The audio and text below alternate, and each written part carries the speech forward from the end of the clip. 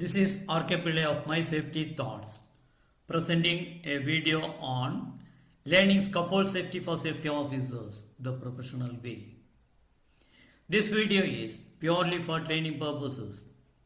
This forms part of a series of videos on occupational safety, health, and environment. This is part 1 Introduction. There is a scaffolding supervisor to supervise the scaffold direction. Following scaffolding principles, always there will be a supervisor for any scaffolding work. Without supervision, in fact, no scaffold can be erected. But above certain height, he cannot certify the scaffold for use, or even special scaffolds. Yes, the supervisor cannot certify the scaffold for use if it is not certified by a scaffold inspector also. On its completion, there is a scaffold inspector also to inspect and certify the scaffolds for use. Now, both the supervisor and inspector are jointly responsible for the scaffold safety. Then, what a safety officer has to do with a scaffold? That is what you will get from this video. Do you want to know further? Let us have an introduction of the trainer. Your trainer for this course is RK Pillai, safety trainer since 1978 and OSHA trainer from Georgia Tech Research Institute USA since 1998. Hope no more is required to show that it is a real professional training. Scaffolding training. Scaffolding training is required for everyone involved in scaffolding activities anywhere. Here you can see a group of senior engineers and managers attending a session on scaffold safety. They are not scaffolding engineers, they are from different disciplines who have requirement for scaffolds to carry out their own jobs. Mechanical, electrical, civil, instrumentation, erection, structural and whatnot. For they should know their exact requirement and its limitations while asking for a scaffold. Great expectations. Before attending a training, you should think about the very reason for attending it. Merely for killing time, one need not spend time in the training room. So, decide what you want to get from this training. Write down your expectations briefly on a piece of paper. Present the list to the trainer before starting training. Your great expectations. Other expectations, if any, connected with the job. A good safety officer will have required competency or skill and, in my words, the tricks to suit every area of his business. So also with scaffolds at site. Selection and transportation of scaffold materials to the site, unloading and stacking it there, erecting the scaffold, inspecting and tagging, maintaining it there through its life, at the end dismantling and taking back the old materials to the warehouse. Don't forget housekeeping all the time. His presence. The safety officer's presence should be felt at every one of these points. If scaffolding is cricket, safety officer there is the umpire. He does nothing directly. He should only watch for everything. Where he has to involve, he must. To involve appropriately, he should have certain competency. To gain competency, he should develop skill. To that effect, this video will help. This is basic training for frame, tube and coupler and system type scaffolds, especially for safety officers to excel.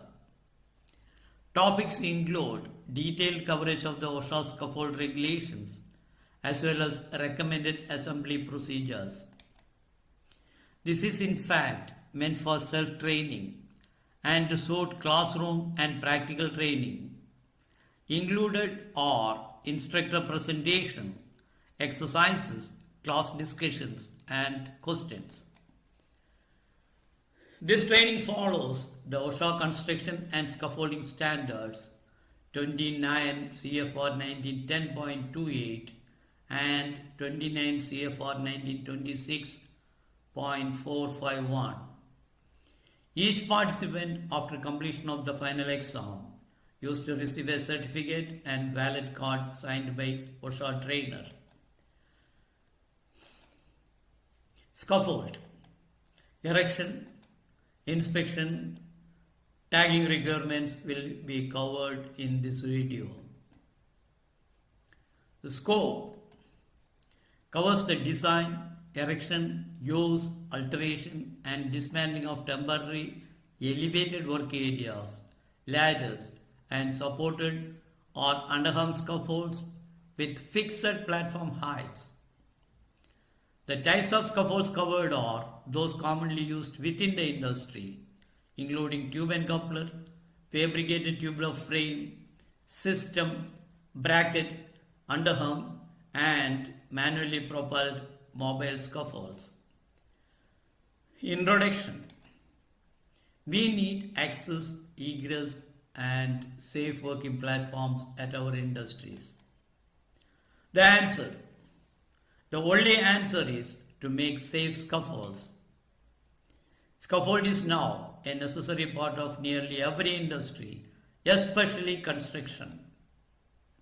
It is imperative that the scaffold is correctly erected, maintained, and signed off. We can make scaffolds and work at height safely. We can also make scaffolds and invite accidents. We can, of course, take a chance to work without any scaffold. Just see, we can work without any scaffold and risking our lives. Loyal workers always help cause more accidents. Not bad compared to the previous one, though not acceptable. Why take a chance? Think, so little to gain, so much to lose. Chance takers are accident makers. Chance takers are accident makers. We have to provide employees with a safe place of work. Scaffold is one such means of access. The law requires that no scaffold shall be erected, moved, dismantled, or altered except under the direct supervision of a competent person. We have to learn and make only safe scaffolds. In fact, what is a scaffold? Any kind of temporary work platform used to support men, material, or both.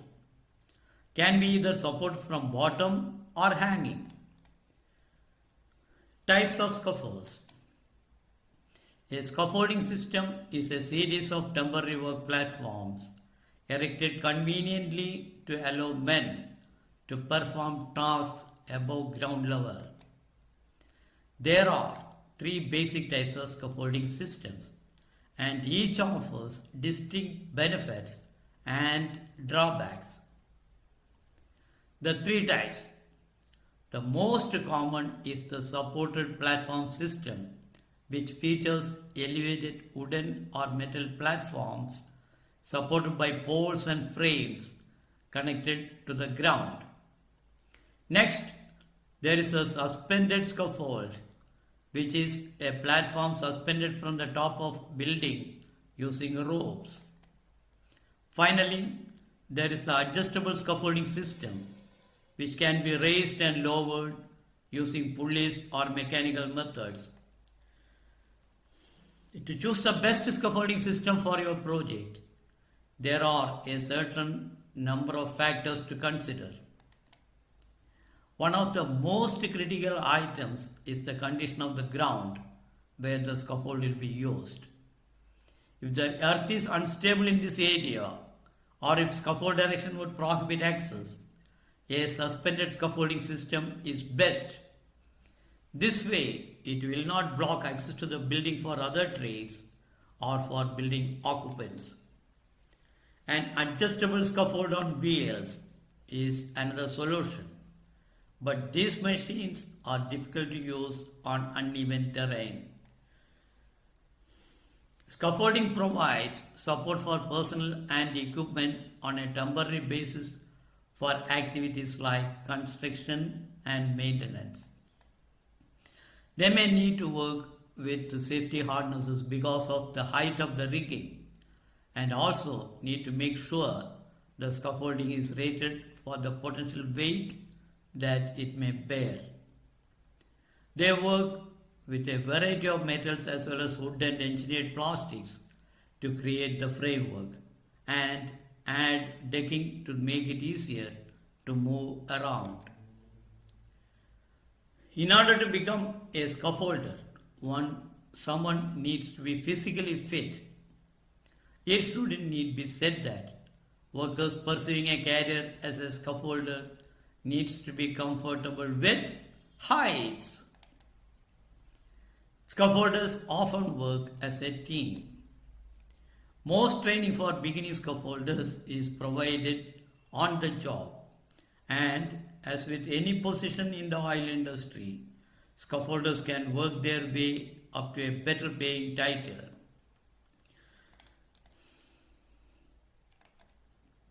Scaffolds can be on permanent structures or temporary structures that the scaffolders will have to come back and dismantle after the project has been completed.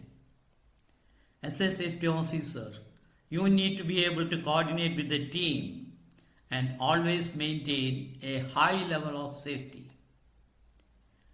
Why safety officers are concerned? Falls are the third highest cause of death in the workplace. Falls are still the number one cause of death in industries. 60% of all falls in construction are accounted for during the following activities: working from scaffolds, steel erection, working from ladders. Statistics show that when you are doing this type of work, you are at high risk for a fall. Employees working on scaffolds are exposed to these hazards. Falls from elevation caused by slipping, unsafe access, and the lack of fall protection. Struck by falling tools and debris.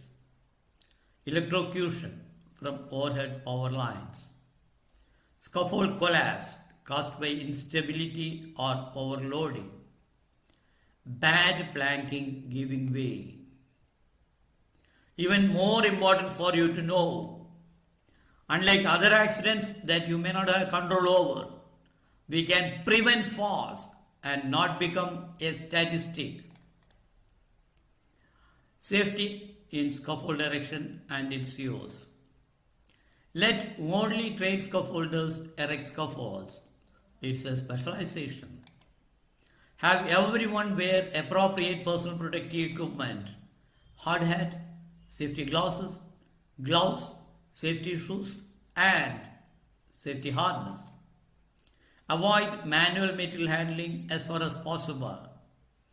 Remember, scaffolding is a teamwork. Role of a safety officer so far. At warehouse, while collecting scaffold materials, they should not disturb, stack, and scatter materials. Avoid manual handling as far as possible. Watch for safe handling of lengthy pipes and ladders.